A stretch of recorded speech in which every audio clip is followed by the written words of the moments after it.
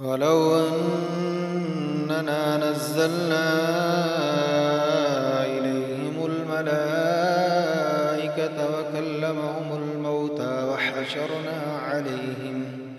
وحشرنا عليهم كل شيء قبلا ما كانوا ليؤمنوا إلا أن يشاء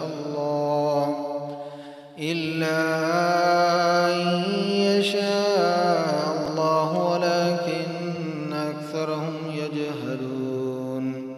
وكذلك جعلنا لكل نبي عدوا شياطين الإنس والجن يوحي بعضهم إلى بعض زخرف القول غرورا ولو شاء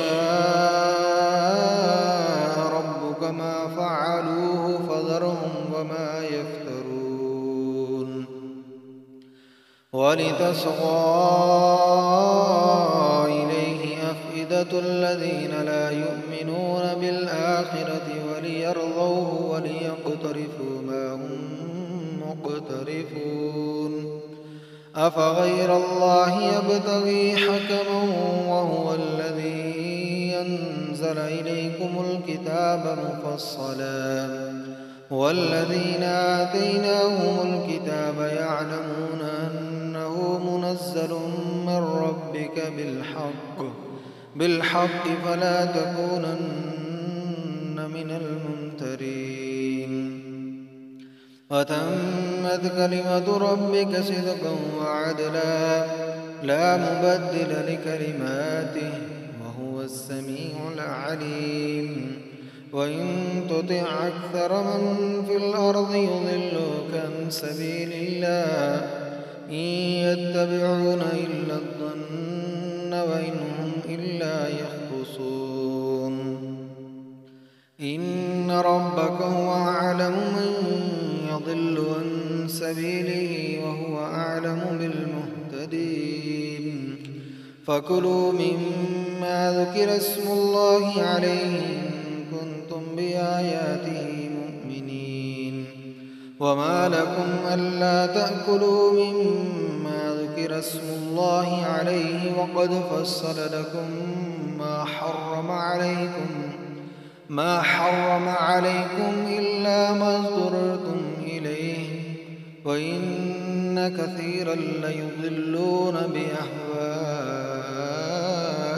بغير علم.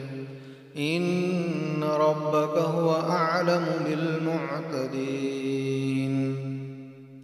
وذروا ظاهر الإثم وباطنه إن الذين يكسبون الإثم سيجزون بما كانوا يقترفون.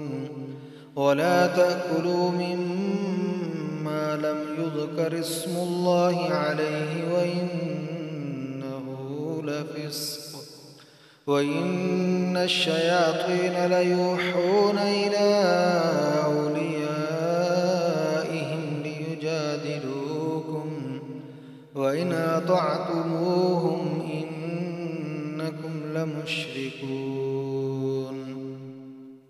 أومن كان ميتا فأحييناه وجعلنا له نورا يمشي به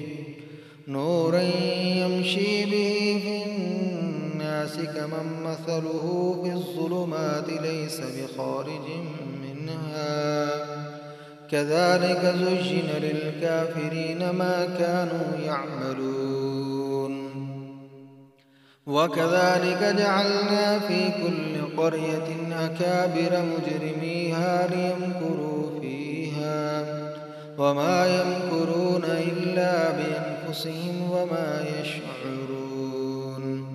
وإذا جاءتهم آية قالوا لن نؤمن حتى نؤتى مثل ما أوتي رسل الله أعلم حيث يجعل رسالته سيصيب الذين أجرموا صغار عند الله وعذاب شديد بما كانوا يمكرون.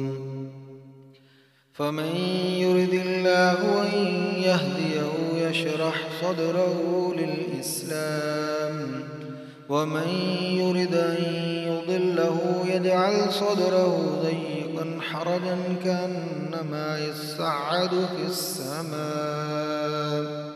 كذلك يجعل الله الرجس على الذين لا يؤمنون